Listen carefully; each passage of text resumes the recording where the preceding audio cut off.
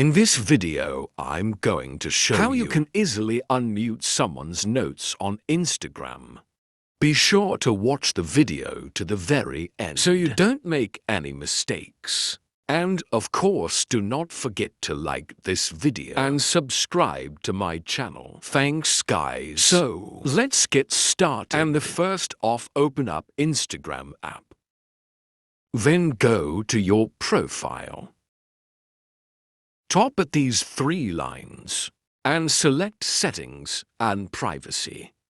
And that's where we can easily find muted accounts.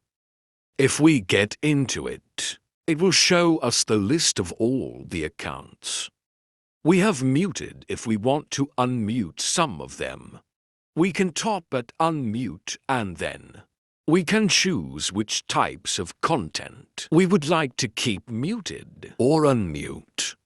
So, if you just want to unmute nose, turn off this feature next to mute nose.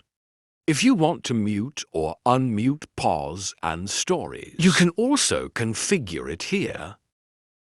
That's how you can easily unmute someone's notes on Instagram.